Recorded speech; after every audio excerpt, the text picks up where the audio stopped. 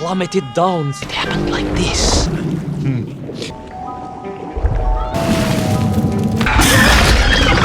Your story!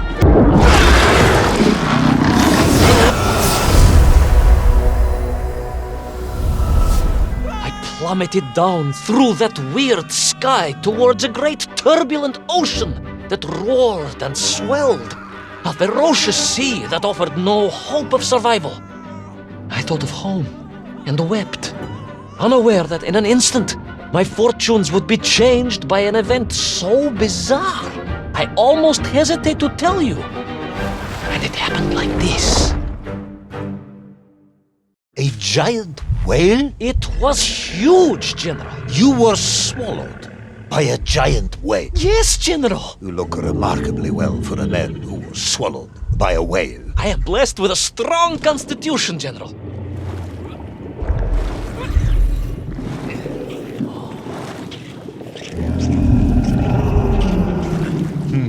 And I assume you are now going to tell me how you managed to escape from the belly of this giant whale. Naturally, General. And I must say, it really was a fascinating glimpse into the interior life of one of our world's most magnificent beasts. I consider myself a wiser man after this experience.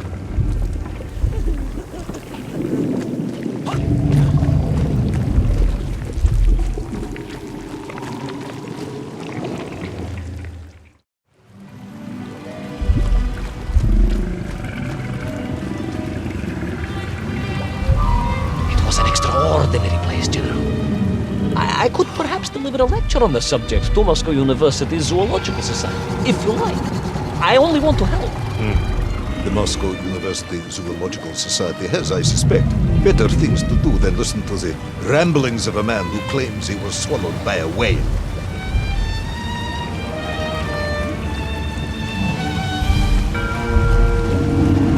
It is a shame, General. People can be so closed-minded. I, on the other hand, have little choice but to hear you out. For your own sake, Ivan Ivanovich, I must urge you to be brief. Absolutely, General. I will tell you directly of my miraculous escape from the belly of the whale.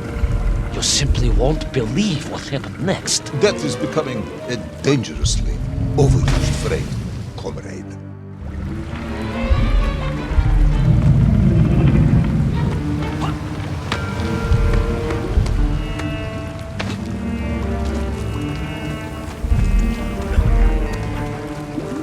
And so I found myself deep within the whale's organs. A strangely beautiful place. A sort of fleshy wonderland. A glade of polyps and globules. A landscape as awe-inspiring in its way as the forests and mountains of Altai. Oh, my home, General, that I yearned and longed for and only hoped, as I hope now, that I might one day see again. I think we're all longing for home at this point. Oh, with warm slippers, a mug of steaming Spitsin and a roaring fire. Not far from home, trapped inside a monstrous fish with only the strange and evil-looking worms that infested its gut for company. With only one's dedication to one's country and mission to keep one from falling into despair. But no, General, I could not. I had to escape, to find Little Orpheus and my way back to the surface and home.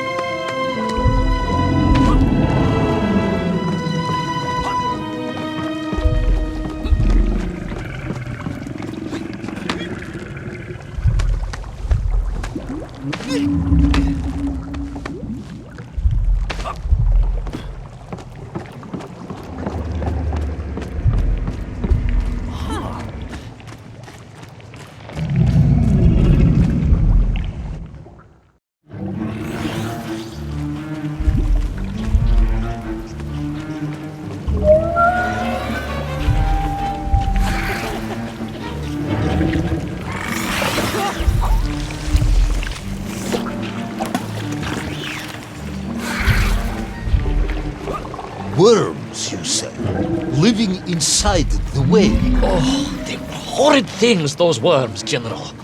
And most unwelcome, I would say. parasites. Just how the station was. More of the tremendous sizes they could grow to. At that point, my thoughts were only of escape. And I had a plan. Yes, I'm sure you did.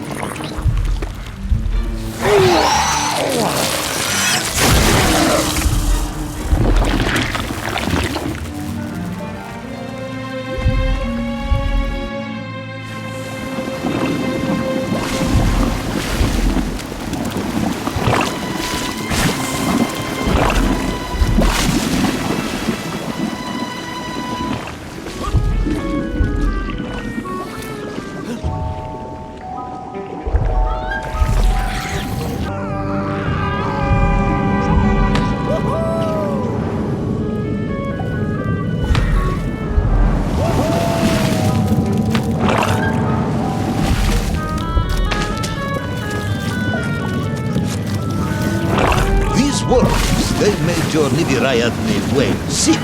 Wherever they attached themselves, the flesh began to turn gray and die. It was a truly distressing sight. I resolved myself to assist the whale by removing the leeches wherever I could find them during my escape.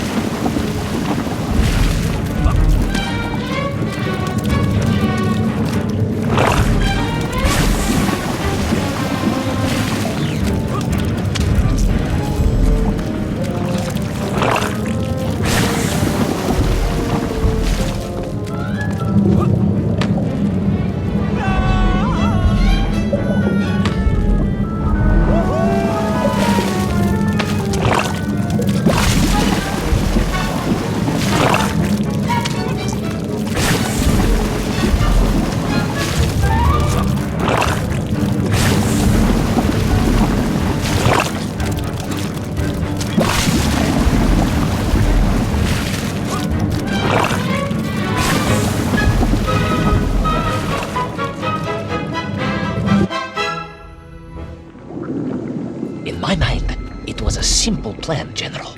I would climb up through the whale's throat into its mouth, then wait until it opened it to feed and swim out. Ah, yes. Brilliant, Ivan Ivanovich. Only one or two minor flaws with it. For example, did it not occur to you that the whale will likely be deep underwater when it ate? We bravo, General, but I am a strong swimmer. As a child, my parents would take us to holiday near Irkutsk, where we took constitutionals in the waters of Lake Baikal. In fact, my mother often called me her маленький морской кот.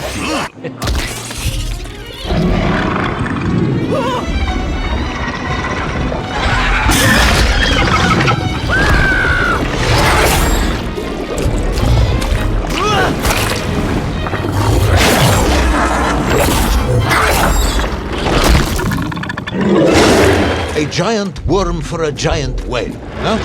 At the risk of repeating myself, it was huge, General. The Moscow University Zoological Society may be interested after all. Let us take a moment, Ivan Ivanovich.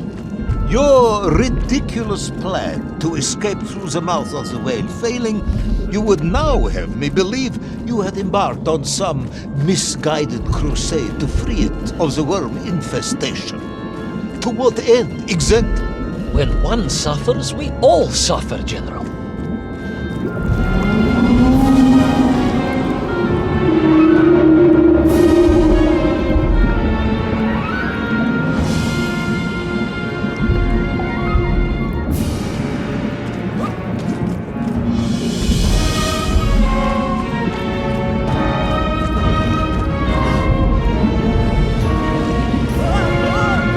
Your ideological commitment is admirable, comrade, but... I concluded that if I could find the root of the infestation and neutralize it, the whale could mount a spirited counterattack against the worms.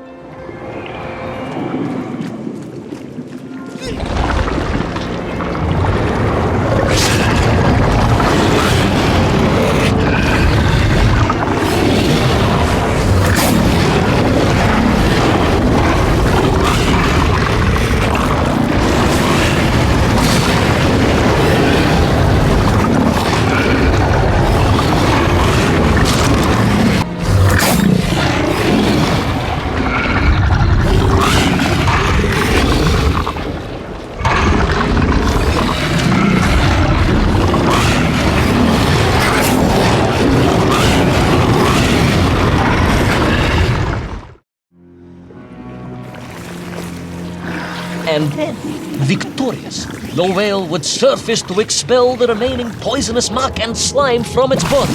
And at that point, I could escape through the nearest convenient orifice. In this case, most likely the blowhole. That is the most revolting thing I've ever heard. General, we are Russians. We have withstood the sheer force of nature and history and emerged triumphant.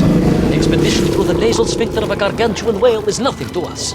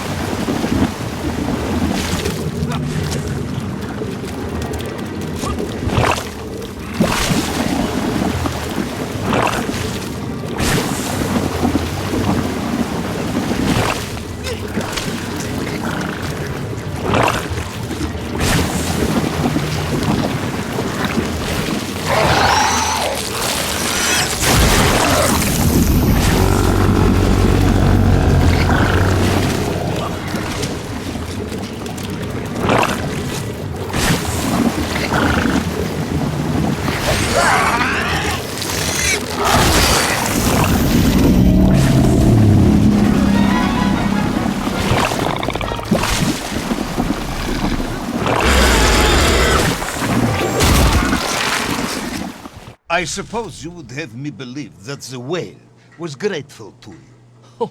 Well, General, that would be presumptuous. I doubt it was even aware of my presence. But I had more immediate problems.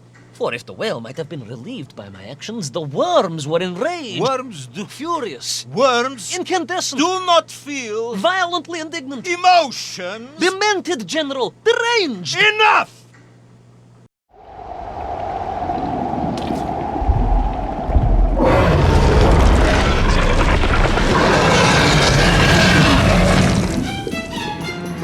Where is Little Orpheus? Where is my bomb? Unless you are trying to die, the whale solved that as well. No, I did not, General. That would be absurd. No, Ivan Ivanovich, you are absurd. Your story is absurd. This whole ridiculous fairy tale is absurd.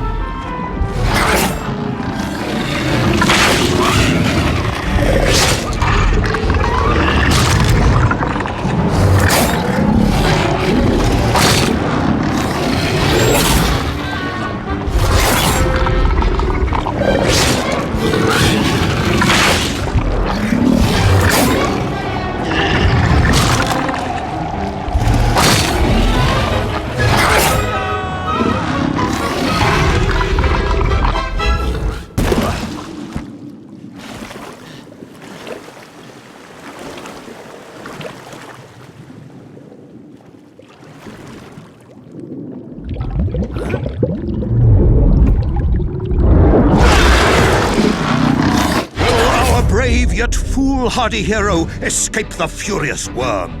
Will he be doomed to spend his days trapped in the innards of a bad-tempered cetacean? Where is the whale swimming to in such a rush, and what will it do when it gets there? Is the general about to lose his temper and order the cosmonaut shot? All of these questions and more must surely be answered in the next exciting episode of Little Orpheus!